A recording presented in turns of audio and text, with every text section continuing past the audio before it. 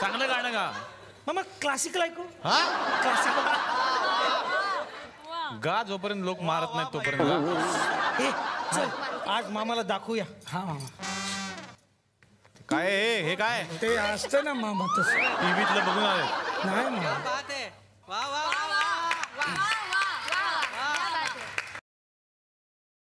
वा मस्त.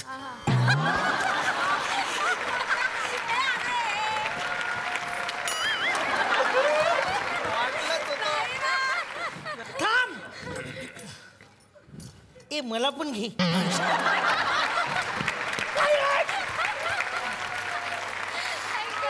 डिस्कशन होतं आमचं. डिस्कशन आज डिस्कशन करायची जागा आहे कधी. ए नीट करा रे, फटके पडतील नंतर, लोक मारतील तुम्हाला. सूर घेऊ. हा घे, तुला पटतंय ना मग हे काही. थांब. घ्या. काय रे गुरु का. खा झाली कानाला. हा बघ बरोबर आहे. हा काय घेणार आहे आता. गझल घ्या, गझल. गझल गझल कितीला मिळते. अरे गझल घ्या म्हणजे गझल गा. गा गा. हा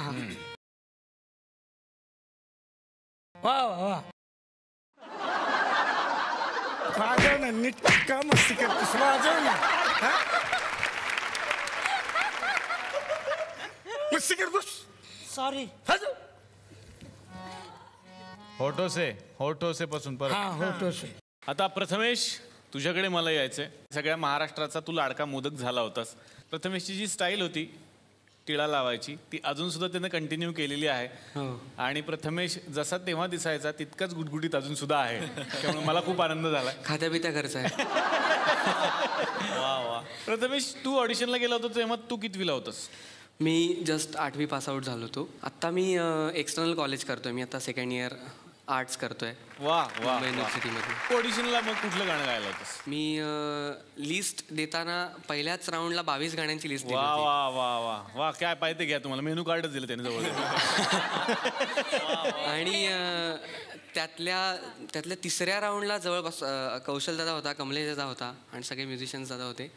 मला जवळपास मला आठवत आहे मी 8 ते 9 गाणी गायला मला लावलेली त्यांनी. त्यातलं मग कुठलं आम्हाला ऐकवायला आवडेल.